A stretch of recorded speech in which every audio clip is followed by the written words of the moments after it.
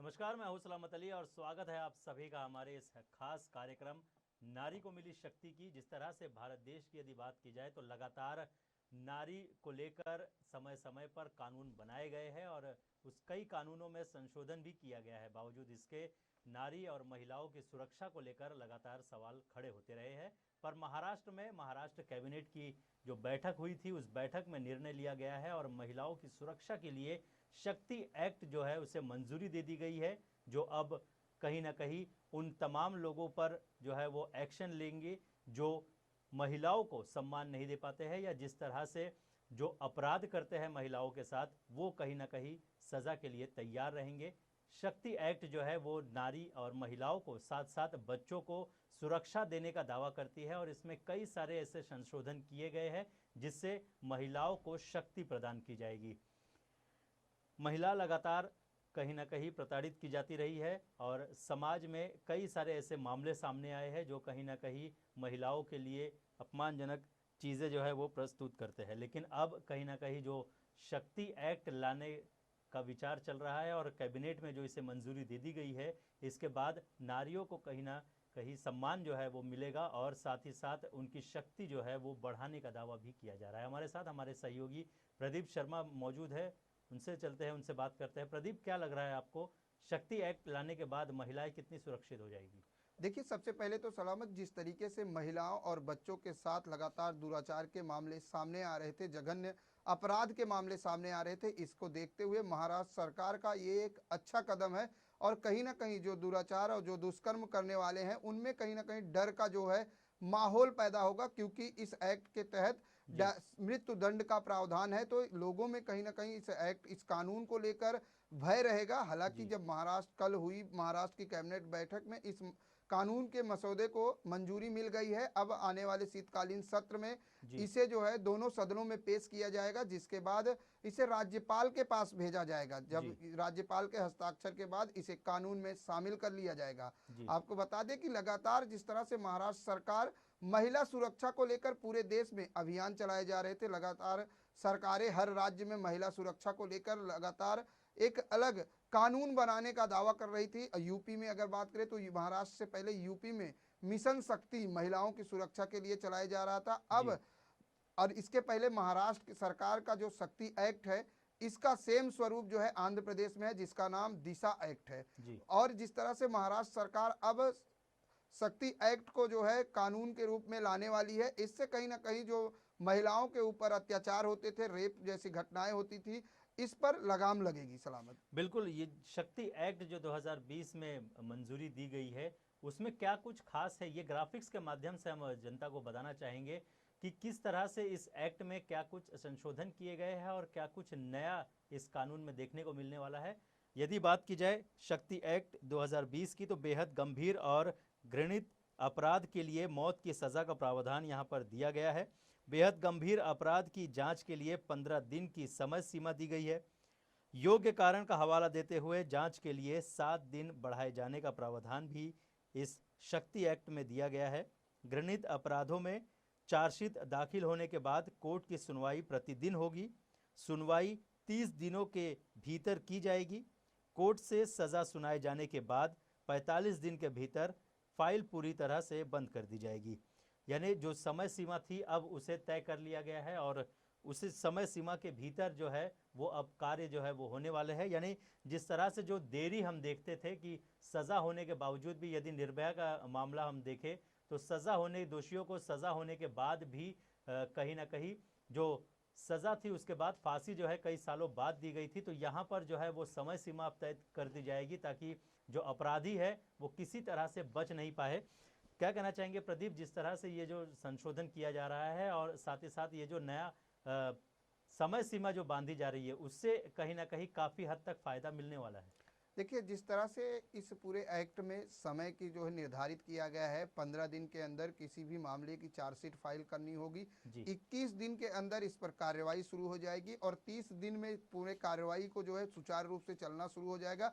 और टोटल 45 दिनों के अंदर इस किसी भी केस की फाइल बंद करनी होगी और जी इसके लिए एक विशेष अदालत में मामले की सुनवाई होगी। तो इससे कहीं ना कहीं लोगों को न्याय जो है जल्दी मिलेगा, जो पीड़िता है उनको न्याय जल्दी मिलेगा। क्योंकि अगर बात की जाए तो हमारे देश में कई ऐसे मामले हैं जो पिछले कई सालों से पेंडिंग हैं और जी उस पर अब तक जो है फैसले नहीं आए हैं। जैसे आप निर्भया की बात की तो निर्भया का अभी मामला काफी लंबे समय तक कोर्ट में रहा, उसके बाद जाकर न्याय मिला है। तो ऐसे में कहीं ना कहीं इस एक्ट से, महाराष्ट्र सरकार का जो नया एक्ट है शक्ति एक्ट, इससे कहीं ना कहीं जो आरोपी हैं उनको जल्द से जल्द सजा मिलेगी और साथ ही जो पीड़िता है उनको जल्द से जल्द न्याय मिलेगा। जी बिल्कुल, कैबिनेट की जो बैठक हुई थी उसमें कहीं ना कहीं कई सारे पॉइंट्स जो थे उस पर बहस करनी थी, बात करनी थी, चर्चा की गई और उसके बाद इस जो शक्ति एक्ट है उसे मंजूरी दी गई है और मंजूरी मिलने के बाद अब इंतज़ार है इसे कानून में तब्दील करने का। अनिल देशमुख जो हमारे महाराष्ट्र के गृह मंत्री हैं, उन्होंने इस मौके पर क्या कुछ कहा है, आइए सुनते हैं। घालता येईल यासाठी शक्ती ॲक्ट याच्याबद्दल आज मंत्रिमंडळामध्ये चर्चा झाली आणि याच्यामध्ये जर एखाद्या मुलीवर किंवा महिलेवर जर बलात्कार झाला तर त्याला कशा पद्धतीने आपल्याला फास्ट ट्रॅकमध्ये लवकरात लवकर शिक्षा देता येईल यासाठी त्याच्यामध्ये IPCच्या कलमामध्ये, CRPCच्या कलमामध्ये आणि पॉस्कोच्या कलमामध्ये अमेंडमेंट करून, बदल करून नवीन कायदा आणण्याचा प्रस्ताव त्या निमित्तानं मंत्रिमंडळात चर्चा झाली आणि याच्यामध्ये जर एखाद्या स्त्रीवर किंवा मुलीवर जर बलात्कार झाला आणि त्याचे जर पुरावे मिळाले आणि तो जर सिद्ध झाला तर त्याला पहिले जन्मठेप होती, ती आता मृत्यूदंडाची शिक्षा त्या निमित्तानं या बिलामध्ये प्रस्तावित केलेली आहे। त्याचबरोबर अशी एखादी घटना झाल्यानंतर त्याचा 15 दिवसामध्ये त्याची इन्व्हेस्टिगेशन झाली पाहिजे, त्याची चार्जशीट झाली पाहिजे आणि चार्जशीट होऊन कोर्टामध्ये 30 दिवसामध्ये त्याची ट्रायल झाली पाहिजे। अशा पद्धतीनं या जो बिल आणण्याचा आमचा प्रयत्न आहे, जो कायदा आणण्याचा प्रयत्न आहे, त्याच्यामध्ये आम्ही प्रावधान केलेलं आहे जेणेकरून अशा पद्धतीनं कुठेही अत्याचार झाल्यानंतर त्याला जो कोणी आरोपी असेल त्याला लवकरात लवकर शिक्षा झाली पाहिजे। या दृष्टीनं आज मंत्रिमंडळामध्ये चर्चा झाली। शक्ती बिलाला मंत्रिमंडळाने मंजुरी दिली आहे। आता हा प्रस्ताव त्या निमित्तानं विधानसभेमध्ये सर्व पक्षाच्या आमदारांसमोर त्या ठिकाणी चर्चा होईल आणि चर्चा झाल्यानंतर जर विधानसभेने जर याला मंजुरी दिली तर हा केंद्र शासनाकडे शेवटी मंजुरीला जाईल, राष्ट्रपतीकडे मंजुरीला जाईल आणि ही संपूर्ण प्रक्रिया झाल्यानंतर तशा पद्धतीचा कायदा आपल्याला अस्तित्वात आणता येईल। पण एक अतिशय आनंदाची गोष्ट आहे की या पद्धतीचा कायदा जेणेकरून महिलांवर आणि मुलींवर अत्याचार झाला तर त्यांच्यावर कठोर कारवाई झाली पाहिजे आणि लवकरात लवकर ही संपूर्ण प्रक्रिया ही पूर्ण करता आली पाहिजे। या दृष्टीनं हा कायदा हा अतिशय। शक्ति एक्ट के लिए आयोजित की गई कैबिनेट की बैठक में यशोमती ठाकुर भी मौजूद थी और उन्होंने इस एक्ट का स्वागत किया है। उन्होंने कहा है कि इस एक्ट से कहीं ना कहीं महिलाओं को सुरक्षा मिलेगी और साथ ही साथ जो दोषी है उन्हें जल्द से जल्द सजा दी जाएगी। अधिकार दिलेले आहेत, म्हणजे महिलांचे आणि बालकांचे सुरक्षतेचे जे अधिकार आहेत ते शासनाला दिलेले आहेत आणि महाविकास आघाडीचं हे जे सरकार आहे, हे जे शक्ती कायदा आम्ही समोर आणतो आहे याचं आज कॅबिनेटनी मंजुरी दिलेली आहे आणि ह्या कायद्याअंतर्गत अट्रॉसिटीज असतील किंवा मग महिलांवर होणारे सायबर क्राईम्स असतील किंवा सोशल मीडियावर वर्बल हॅरेसमेंट किंवा फिजिकल हॅरेसमेंटच्या ज्या काही केसेस असतील त्या सगळ्यांमध्ये एक कडक कायदा होतो आहे। याच्यामध्ये इम्प्रूव्हमेंट ही आहे की सहजासहजी जो कल्प्रिट आहे तो सहजासहजी मोकळा सोडला जाणार नाही। त्या ठिकाणी महाविकास आघाडीचं सरकार कृतीमध्ये काम करते आहे, फक्त बोलत नाही आहे आणि हा एक खूप मोठा ऐतिहासिक पाऊल या ठिकाणी टाकलं जात आहे। अधिकार दिलेले आहेत म्हणजे महिलांचे आणि बालकांचे सुरक्षतेचे जे अधिकार आहेत ते शासनाला दिलेले आहेत आणि महाविकास आघाडीचं हे जे सरकार आहे हे जे शक्ती कायदा आम्ही समोर आणतो आहे याचं आज कॅबिनेटनी मंजुरी दिलेली आहे आणि ह्या कायद्याअंतर्गत अट्रॉसिटीज असतील किंवा मग महिलांवर होणारे सायबर क्राईम्स असतील किंवा सोशल मीडियावर वर्बल हॅरेसमेंट किंवा फिजिकल हॅरेसमेंटच्या ज्या काही केसेस असतील त्या सगळ्यांमध्ये एक कडक कायदा होतो आहे. याच्यामध्ये इम्प्रूव्हमेंट ही आहे की सहजासहजी जो कल्प्रिट आहे तो सहजासहजी मोकळा सोडला जाणार नाही. त्या ठिकाणी महाविकास आघाडीचं सरकार कृतीमध्ये काम करते आहे, फक्त बोलत नाही आहे आणि हा एक खूप मोठा ऐतिहासिक पाऊल या ठिकाणी इस शक्ति एक्ट की अगर बात करें तो इसमें खासियत ये है कि जो सज़ा का प्रावधान है उसमें 10 साल कम से कम सज़ा दी गई है और साथ ही साथ इसमें फांसी तक की सज़ा जो है वो दी गई है. इस जो बिल है ये जो मंजूरी दी गई है कैबिनेट से, इसका स्वागत करते हुए सुप्रिया सुले ने भी कहीं ना कहीं कैबिनेट मंत्री को बधाई दी है. महाविकास आघाडीच्या प्रयत्नातून आणि सरकारच्या योजनातून एक अतिशय स्तुत्य आणि उत्तम असा निर्णय महाराष्ट्र सरकारने घेतला आहे.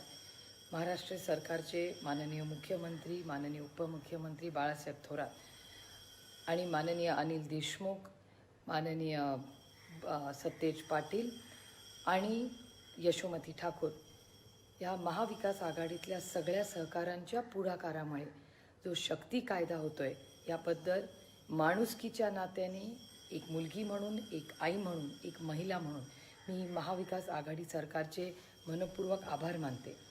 महत्त्वाचं आहे की महिला सुरक्षितता, मला वाटलं कोणाचंही सरकार असू दे तरी सुरक्षितता आणि नागरिक सुरक्षितता हा अतिशय गंभीर आणि महत्त्वाचा प्रश्न असतो. सरकार कोणाचंही असू दे, पण सातत्याने कुठलंही सरकार असलं तरी त्या सरकारने प्रत्येक नागरिकाची जबाबदारी ही त्याची नैतिक जबाबदारी आहेच. पण त्याचबरोबर अनेक समाजात असे घटक असतात जे कदाचित चुकीच्या गोष्टी किंवा कृती करत असतात. कोणी आईच्या पोटातून अशा कृती शिकत नाही, पण कदाचित ती वृत्ती असते आणि अशा वृत्तीला चाप हा बसलाच पाहिजे.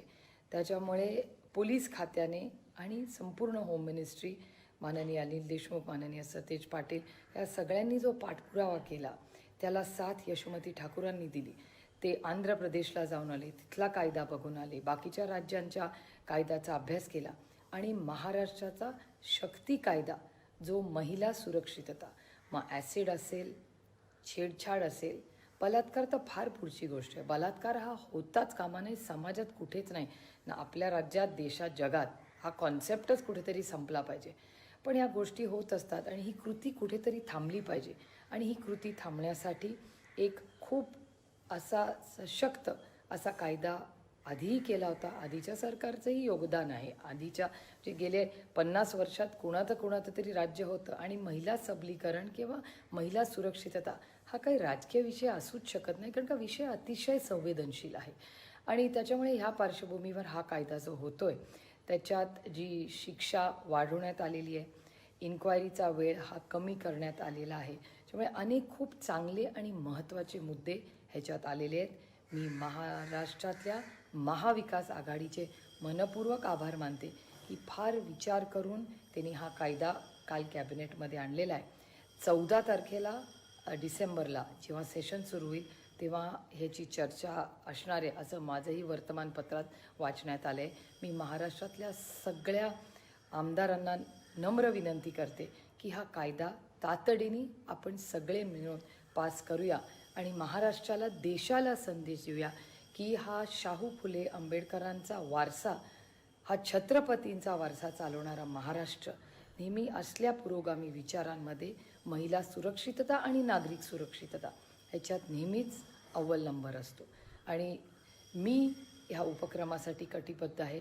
आपण सगळे मिळून हा कायद्याचा अभ्यास करूया आणि शेवटच्या घटकापर्यंत हा कायदा पोचवण्याची जबाबदारी सरकारची आहे, पण आपल्यासारख्या असंख्य कार्यकर्त्यांची आहे की प्रत्येक युवक, युवती, महिला हिला न्याय हा मिळालाच पाहिजे आणि त्याच्यासाठी कितीही संघर्ष केला करावा लागला तरी आपण सगळे मिळून तो करूया. आज पुन्हा एकदा मी माननीय उद्धवजी, माननीय अजितदादा आणि माननीय बाळासाहेब थोरातांचे आणि महाविकास आघाडीतल्या सगळ्या मंत्र्यांचे मनपूर्वक आभार मानते की खरंच महाराष्ट्र पुरोगामी विचाराचा आहे आणि ह्या गोष्टीचा मला सार्थ अभिमान आहे. वहीं शिवसेना नेता नीलम गोरे ने भी इस बिल का स्वागत किया है। उनका मानना है कि इस बिल से महिलाओं को और बच्चों को सुरक्षा प्रदान की जा सकती है। कलमांच्या मध्ये 376शी संबंधित उपकलम असतील किंवा पॉक्सोमधली काही कलम असतील यामध्ये सुद्धा बदल करण्यामध्ये येण्याचा प्रस्तावित केलेला आहे. त्याचबरोबर विशेष सरकारी वकील नेमण्याच्या बद्दलचा निर्णय झालेला आहे. मदत, पुनर्वसन, आणखीन समुपदेशन या दृष्टिकोनातून सर्व प्रगतोपरी पीडित महिलांना मदत केली जाणार आहे. आणि अगदी महत्त्वाचं म्हणजे ऑफेंडर्स लिस्ट एक बनवण्यासाठी देखील सरकार पावलं उचलणार आहे की जे परत परत हे गुन्हे करत असतात. त्याच्या स्वरूपाबद्दल अधिक चर्चा होईल, पण प्रथमदर्शनी हा अत्यंत स्वागतार्ह पाऊल आहे. याच्यात तो बताया जा रहा है कि शक्ति एक्ट के कानून बन जाने के बाद महिलाओं को सुरक्षा मिल पाएगी और साथ ही साथ जो अपराधी है उन्हें जल्द से जल्द सजा भी दी जा सकेगी। इस चर्चा को हम जारी रखेंगे, लेकिन यहाँ रुकेंगे एक छोटे से ब्रेक के लिए।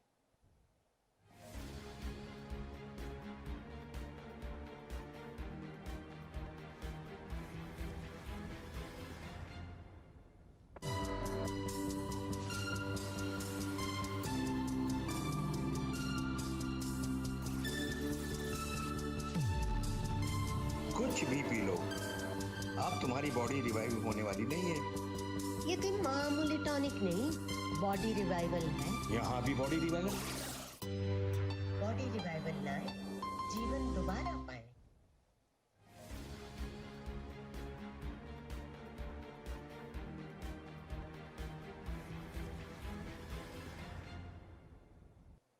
ब्रेक के बाद आप सभी का फिर एक बार स्वागत है। हम बात कर रहे हैं शक्ति एक्ट की। महाराष्ट्र कैबिनेट की बैठक हुई और शक्ति बिल को जो है वो मंजूरी दे दी गई है और साथ ही साथ अब विधानसभा में क्षेत्र में जो है इस पर बहस होगी और उसके बाद इसकी कानूनी प्रक्रिया जो है वो पूरी होगी।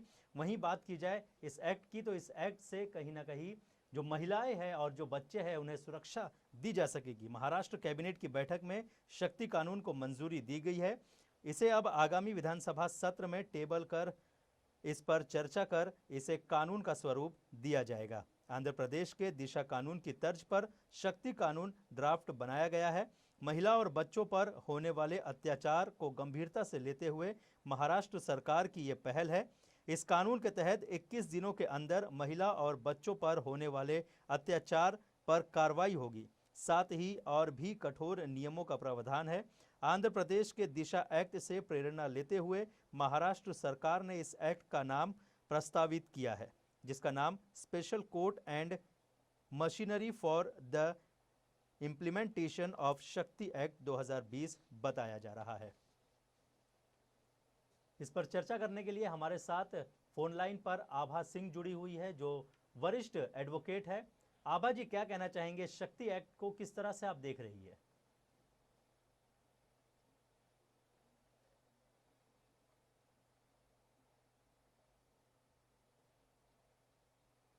आभा जी, बहुत बहुत स्वागत है। क्या कहना चाहेंगे, जो एक्ट लाया गया है शक्ति एक्ट, उसको किस तरह से आप देख रही है? क्या वाकई में इस एक्ट के बाद महिलाओं को सुरक्षा मिल पाएगी जिस तरह से दावा किया जा रहा है? देखिए, महाराष्ट्र सरकार ने जो शक्ति एक्ट को पारित किया है, ये हैदराबाद के दिशा एक्ट के लाइंस पे ही बनाया गया है।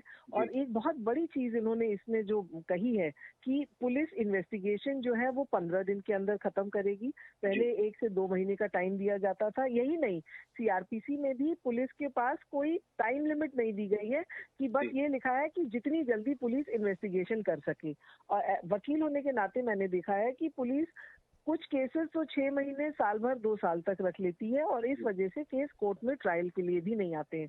तो अब जब इन्होंने 15 दिन में इन्वेस्टिगेशन का समय फिक्स कर दिया है तो उससे बहुत अच्छा होगा। और जो क्रिमिनल्स हैं, रेपिस्ट हैं, वो उनकी जो केसेस हैं कोर्ट में आएंगे। और इन्होंने ट्रायल में भी बोल दिया है कि 2 महीने की जगह 1 महीने में आपको फास्ट ट्रैक कोर्ट में वो केस को खत्म करना होगा। इससे क्या होगा कि आरोपी जो है उनको सजा होगी। और अगर केस लंबा चलता है तो जो विटनेस होते हैं और विक्टिम होते हैं उनको धमका दिया जाता है, डरा दिया जाता है, तो कई विटनेस टूट जाते हैं, विक्टिम अपना केस वापस ले लेते हैं। तो इस शक्ति एक्ट से मुझे लगता है कि बहुत क्राइम को रोकने में बड़ी सफलता मिलेगी। जी, इसके अलावा जो सजा के बाद का जो प्रावधान है, फांसी की सजा दी जा रही है और उसके बाद 45 दिन का समय दिया जा रहा है फाइल क्लोज करने के लिए, तो इसको किस तरह से आप देख रही हैं?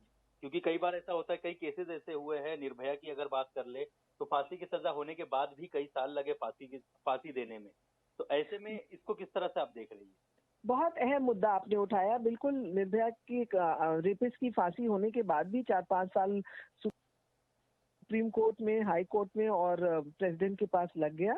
तो बिल्कुल ये भी बात सही है कि जब आप फांसी की सजा सुना देते हैं उसके बाद भी टाइम फ्रेम होना चाहिए कि उसमें उसको तामील किया जाए। अभी जो है इन्होंने आईपीसी, सीआरपीसी और पॉस्को एक्ट तीनों में ये बदलाव लाएंगे शक्ति एक्ट के द्वारा, और इसमें मिनिमम 10 साल की सजा का प्रावधान है और साथ ही साथ आजीवन कारावास।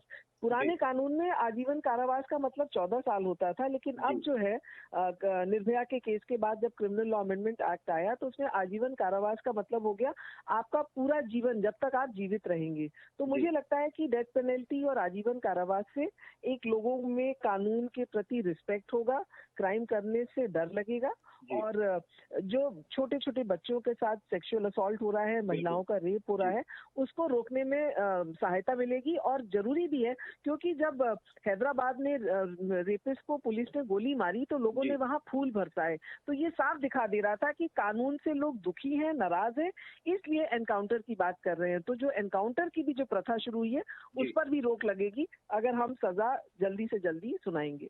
जी, बिल्कुल। इसके अलावा एक चीज, आखिरी चीज ये भी जानना चाहेंगे कि जो महिलाएं हैं जो इस तरह से प्रताड़ित होती है, उनको कितनी शक्ति मिलेगी इस कानून के बाद? देखिए, प्रताड़ित महिलाएं जो हैं, पीड़िता जो है, रेप विक्टिम्स हैं, अगर कानून सही ढंग से चलाया जाए तो बिल्कुल सहायता मिलेगी, बड़ी सपोर्ट मिलेगी। अभी आप देखिए इन्होंने एसिड अटैक केसेस में भी 10 साल की सजा का प्रावधान किया है। 10 लाख रुपए कॉम्पेंसेशन देने की बात भी शक्ति एक्ट में की गई है। तो इससे क्या होगा कि 10 लाख का कॉम्पेंसेशन जो है वो आपको अपनी इलाज करने के लिए दिया जाएगा। तो महिलाओं को न सिर्फ रिहेबिलिटेशन की बात की जा रही है बल्कि उनको एम्बोल्डन भी किया जा रहा है कि जो अभी तक महिलाएं रेप होने के बाद चुप रहती थी, एफआईआर नहीं करती थी और उनको विश्वास नहीं था, क्योंकि सब कहते हैं कि कोर्ट कचहरी का मतलब है तारीख पे तारीख, तो उस सब पे रोक लगेगी और महिलाएं खुल के आके एफआईआर करेंगी और बिना डर के अपना स्टेटमेंट देंगी, क्योंकि उनको मालूम रहेगा कि अब कानून उनकी सहायता के लिए खड़ा है। जी, बहुत बहुत शुक्रिया आभा सिंह जी हमसे बात करने के लिए।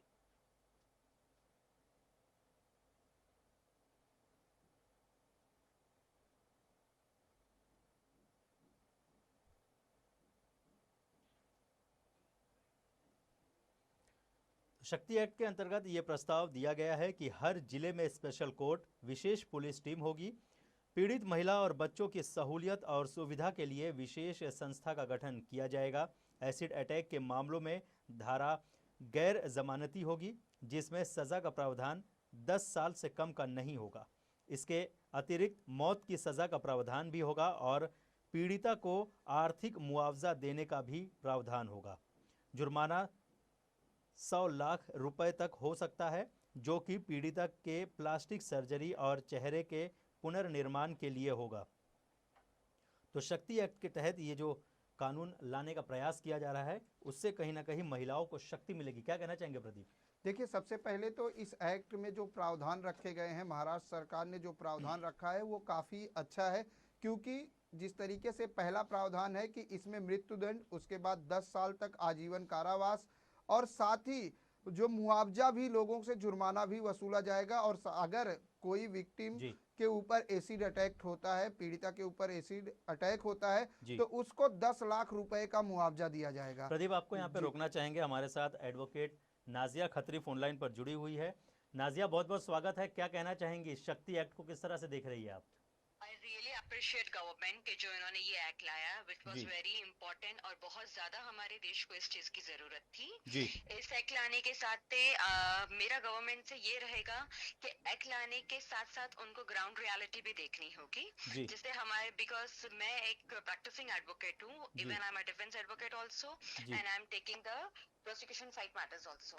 So I have seen that कि जितने रेप केसेस है जो 2015 में हुए थे, still the peoples are behind the bars. उनका अगर बेल डिसाइड नहीं होता था, उनका केस भी डिसाइड अब तक नहीं हुआ है। ठीक है, जैसे कि हमारे ये शक्ति लॉ लाया गया है, तो उसके लिए सबसे ज्यादा जरूरी होगा हमारे लिए कि हमारे यहाँ पर जजेस की जो वैकेंसी है उनको बढ़ाया जाए। सेंट्रल गवर्नमेंट सबसे पहले तो जजेस अपॉइंट करे, कोर्ट का इंफ्रास्ट्रक्चर चेंज करे। इसलिए कि जैसे अगर एक मैं शॉर्ट एग्जांपल दूं कि सेशंस कोर्ट के बॉम्बे सेशंस कोर्ट का एग्जांपल दूं, तो वहां पर 58 कोर्ट है और ऑलमोस्ट 40 कोर्ट्स में पोक्सो केसेस के ट्रायल चलते हैं। ओके, वुमेन एक्ट के लिए भी 3 या 4 कोर्ट्स ऑलरेडी डिसाइडेड है। उसके जजेस बेचारे सुबह मैंने देखा है कि 10:30 से लेके 6, 6:30 तक के बैठते हैं ट्रायल्स खत्म करने के लिए। राइट, जैसे अगर उन्होंने कहा है कि वो within the period charge sheet file करेंगे एंड जजेस have to finish the trial within a month, it means हम लोगों को जजेस भी इंक्रीज करने होंगे, कोर्ट का इंफ्रास्ट्रक्चर इंप्रूव करना होगा। और सबसे ज्यादा जो एफएसएल रिपोर्ट्स होती है इन केसेस में, जिनकी रिपोर्ट्स मैंने देखा है कि केसेस में 2-2 साल तक के नहीं आती है। ओके, कि जिसके बेस पर हम केस डिसाइड किया जा सकता है। तो बाज दफा तो ऐसा होता है कि ट्रायल चल जाते हैं और रिपोर्ट्स ही नहीं आती है। बाज दफा ऐसा होता है कि हाई कोर्ट ने हमको टाइम बाउंड दिया है, जजेस wants to finish the case, लेकिन कुछ ना कुछ मशीनरी से प्रॉब्लम रहता है, इन द सेंस ये कि कोई ना कोई तकलीफ आती रहती है। कभी विटनेस नहीं होता है, कभी क्या कहते हैं, कोई भी मतलब एक ना, जैसे हम रहते हैं यहाँ पर कोई मुसीबत आ गई, किसी वजह से मैटर नहीं चला, कोई बिजी चला गया, तो ये सब चीजों को सबसे पहले ध्यान देना चाहिए शक्ति लॉ लाने से पहले। जैसे कि अगर एक रिपोर्ट चाहिए कलीना फॉरेंसिक से ही आना हो, तो आई हैव सीन कि आप देखोगे जो केसेस 2019 में रजिस्टर हुए थे उनकी भी अब तक के एफएसएल रिपोर्ट्स आपको नहीं मिलेगी। तो अगर 1 महीने में ट्रायल को फिनिश करने की बात की जा रही है, तो बहुत ज्यादा इंपॉर्टेंट होगा कि हम सबसे पहले इस चीज की जो ग्राउंड रियलिटी है उस पे नोटिस की जाए। ठीक है, क्योंकि कोर्ट का मतलब ये हो जाता है कि अगर हम कोई लॉ लाते हैं तो वो एक स्ट्रिक्ट लॉ है, it's very good, it's very good for the women and childrens those who are suffering with this act, right. लेकिन इसी के साथ में जो भी हो स्ट्रॉन्ग केसेस होते हैं, उन स्ट्रॉन्ग केस जो जिनके लिए मेडिकल इतना इम्पोर्टेंट होता है और हम लोगों को मेडिकल रिपोर्ट्स ही नहीं आती है कि we can at least do something. तो मेरी सबसे ज्यादा गवर्नमेंट से रिक्वेस्ट ये रहेगी कि अगर आप ये लॉ ला रहे हैं तो we will really appreciate for that, पर इनके साथ में इसकी जो ग्राउंड रियलिटी है, जो एक केस को चलाने के लिए जज को, डिफेंस को, प्रोसिक्यूशन को और पुलिस मशीनरी को लगती है, उस पर प्लीज ध्यान दें। जी बिल्कुल, नाजिया जी हमसे बात करने के लिए बहुत बहुत शुक्रिया। तो कहीं ना कहीं ग्राउंड लेवल पर भी जो है वो मेहनत करने की आवश्यकता है।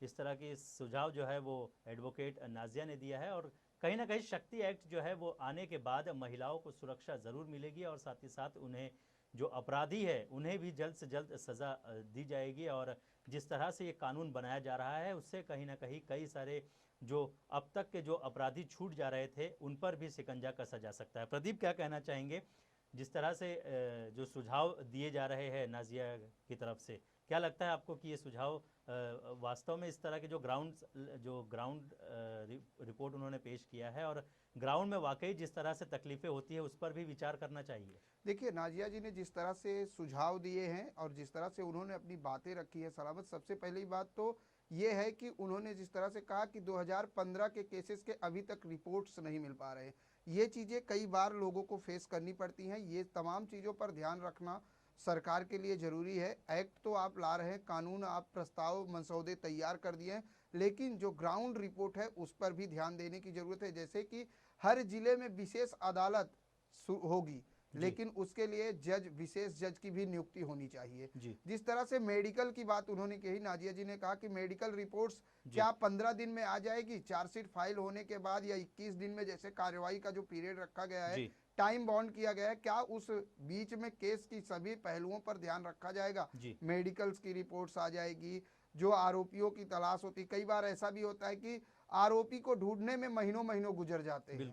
तो ऐसे में जिस तरह से नाजिया जी ने कहा कि इन चीज़ों पर पहले सरकार को ध्यान देना चाहिए, तो कहीं ना कहीं मैं नाजिया जी से सहमत भी हूं कि उन्होंने जो मुद्दे रखे हैं उस पर पहले विचार होने चाहिए, क्योंकि एक्ट लाना बहुत जरूरी है। क्योंकि महिलाओं की सुरक्षा के लिए लगातार कई वादे किए जाते, तरह तरह के जो है सुझाव देने की बात होती है। अगर बात की जाए महिला जी सुरक्षा बिल्कुल को लेकर कायदे प्रदीप, की यहाँ पर बात की आपको जाती रोकना है। चाहूँगा। हमारे साथ अर्चना शर्मा जो है वो जुड़ी हुई है फोन लाइन पर, उनसे बात कर लेते हैं और उनका सुझाव भी ले लेते हैं कि वो इस एक्ट को किस तरह से देखती है। अर्चना जी, क्या कहना चाहेंगे, किस तरह से देख रही है आप इस शक्ति एक्ट को?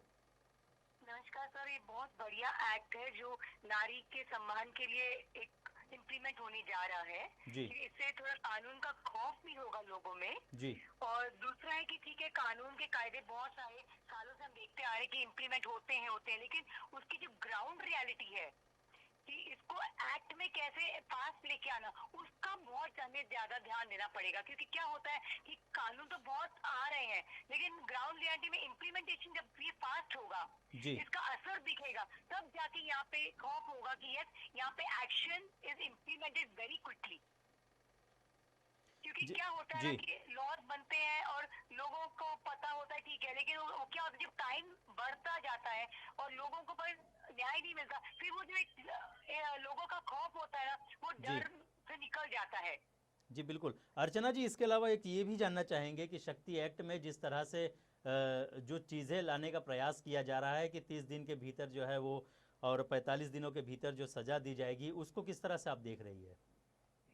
सर, ये थोड़ा बहुत टाइट लगता है मुझे ये पीरियड, बिकॉज क्या होता है ना, कभी कभी मेडिकल रिपोर्ट्स टाइम पे नहीं मिलते, कभी कभी विटनेसेस नहीं होते हैं, कभी इसमें डिले ऑफ स्टाफ का रहता है। तो I don't know how they are going to manipulate this. जी क्योंकि इसमें टाइम बाउंडिंग है, इसमें बहुत सारे दूसरे भी एक्शन होते हैं पुलिस को करने के लिए।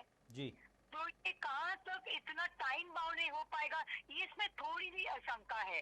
और दूसरी बात ये भी है कि मतलब ठीक है, आप ला रहे हैं, इज वेरी गुड, महिलाओं को एक शक्ति मिलती है, बट इसमें ये भी है कि इसमें अवेयरनेस कितनी है लोगों को। जी क्योंकि कितने कानून आपने देखे जो आ रहे हैं, लेकिन आज ग्रामीण विकास की अगर हम बात करते हैं, जी अर्बन में तो चलिए ठीक है न्यूज के माध्यम से वैसे, बट लेकिन जो हमारे ग्रामीण विकास के हैं वहाँ पे इसका कितना असर होगा, अवेयरनेस होगी, वहाँ पे कितने लोग एजुकेटेड होंगे, इसका थोड़ा सा हमें ध्यान देना पड़ेगा कि हम हर जगह पे जैसे हम किसी चीज का हम प्रचार करते हैं, इसको भी बहुत हाई लेवल पे जाके इसकी अवेयरनेस क्रिएट करनी पड़ेगी, तब जाके इसका असर होगा।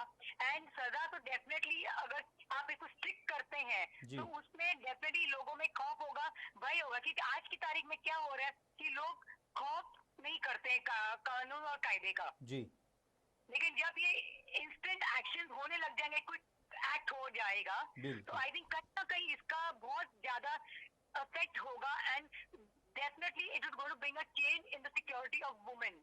जी बिल्कुल। जी चलिए अर्चना जी, हमसे बात करने के लिए बहुत बहुत शुक्रिया। तो कहीं ना कहीं अर्चना जी ने जो सुझाव दिया है कि इम्प्लीमेंट ज़रूर होना चाहिए और इससे कहीं ना कहीं खौफ जो है वो अपराधियों के मन में ज़रूर होगा। प्रदीप, किस तरह से देखते हैं आप, जिस तरह से अर्चना ने बताया कि खौफ जो है वो लोगों के मन में आएगा और इस तरह के जो अपराध है वो नहीं करेंगे, इससे कहीं ना कहीं हमारे समाज पर ज़रूर असर पड़ेगा। देखिए, खौफ तो होगा, लेकिन सलामत समय की जो सीमा बांधी गई है, और ऐसे में महाराष्ट्र सरकार ने मसौदे तैयार कर लिए हैं, कैबिनेट की मंजूरी हो चुकी है इस एक्ट को लेकर, और 15 को जो है शीतकालीन सत्र शुरू हो रहा है, 2 दिवसीय शीतकालीन सत्र है, और उसी दौरान इस एक्ट को जो है दोनों सदनों में पेश किया जाएगा। समय भी कम है, क्योंकि अर्चना जी ने जिस तरह से कहा कि ग्रामीण इलाकों में जागरूकता फैलाना होगा, तभी जाकर लोगों में डर होगा।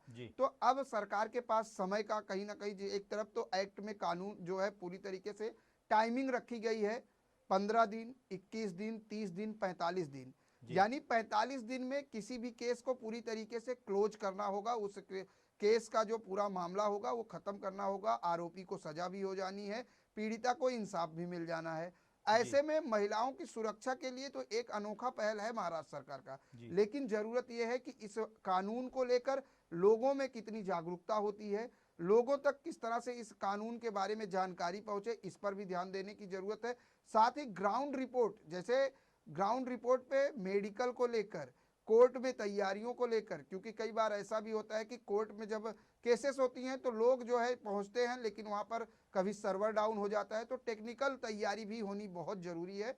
और मेडिकल, खासकर मेडिकल की जो बात होती है, क्योंकि मेडिकल रिपोर्ट को लेकर कई बार देरी देखी गई है, तो ऐसे में इस कानून के साथ साथ महाराष्ट्र सरकार को महाराष्ट्र पुलिस और मेडिकल डिपार्टमेंट और टेक्निकल डिपार्टमेंट को भी मजबूत करना होगा। जी बिल्कुल, जो डिपार्टमेंट्स है जो इस कार्रवाई के दौरान काम करेंगे उसे भी कहीं ना कहीं मजबूत करना है, और मजबूती के साथ ही इस एक्ट को जो है वो इम्प्लीमेंट किया जाना चाहिए, ताकि जो रिजल्ट्स है वो ज़्यादा से ज़्यादा सामने आए। और जब रिजल्ट्स आने लगेंगे तो जाहिर सी बात है सोसाइटी के अंदर जो है वो बदलाव ज़रूर देखने को मिलेगा। क्या कहेंगे प्रदीप?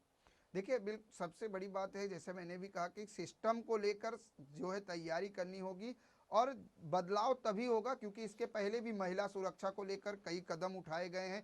कई बार कैबिनेट में चर्चाएं, सदन में भी महिला सुरक्षा को लेकर सरकार ने कई दावे किए हैं, लेकिन उसके बावजूद भी क्या महिलाएं सुरक्षित हैं, ये सवाल जस का तस बना हुआ है। हालांकि अब महाराष्ट्र सरकार ने जिस तरह से महिलाओं और बच्चों के लिए एक विशेष कानून शक्ति एक्ट को लाने की मंजूरी दी है, तो देखने वाली बात यह है कि क्या महाराष्ट्र में जो अपराधी हैं उनमें भय पैदा होता है। सवाल लेकिन कहीं ना कहीं घूम के सलामत वहीं आता है कि कानून के साथ साथ सिस्टम को भी मुस्तैद करने की जरूरत है। और जिस तरीके से महिला सुरक्षा की बात करते हैं, महिला को जो है इंसाफ दिलाने की बात करते हैं, और रेप पीड़िता की अगर बात करें तो ऐसे कई केसेस है 2016 से 2015 के, जिनमें अभी भी कई चीजें बाकी हैं। कार्रवाई के दौरान कई ऐसे पेपर्स नहीं मिले हैं, डॉक्यूमेंट्स नहीं सबमिट हो पाए, जिसकी वजह से केस अभी भी पेंडिंग है। तो जहां कोर्ट में एक विशेष अदालत की बात की जा रही, फास्ट ट्रैक, क्योंकि अगर 15 दिन में केस को खत्म करना है तो आपको फास्ट ट्रैक कोर्ट की भी इस्तेमाल करनी होगी। पुलिस स्टेशन में एक फास्ट ट्रैक जो है टेबल अलग से लगानी होगी जहां केसेस रजिस्टर किए जाएं। तो ऐसे में पूरी प्रणाली को तैयार करने की कोशिश की जाएगी। एक्ट लाना काफी अच्छा है क्योंकि इससे महिलाओं को जरूर सम्मान बढ़ेगा, महिलाओं को सम्मान बढ़ेगा, और साथ ही साथ उनकी सुरक्षा भी जो है इससे बढ़ेगी। जो एक्ट लाने का प्रयास किया जा रहा है, इस एक्ट में जो संशोधन किए गए हैं वो काफ़ी महत्वपूर्ण है, और इससे समाज में जो ज़रूर जो है वो चेहरा जो है वो बदलने का जो प्रयास किया जा रहा है वो ज़रूर बदलेगा। लेकिन इम्प्लीमेंट जिस तरह से करना चाहिए उस तरह से यदि ये इम्प्लीमेंट हुआ तो जाहिर सी बात है कि महिलाओं को सुरक्षा ज़रूर मिलेगी, और वो सुरक्षित अपने आप को यहाँ पर महसूस कर पाएंगी। फिलहाल हमारे इस खास पेशकश में बस इतना ही। तो मुझे सलामत अली और मेरी पूरी टीम को दीजिए इजाज़त।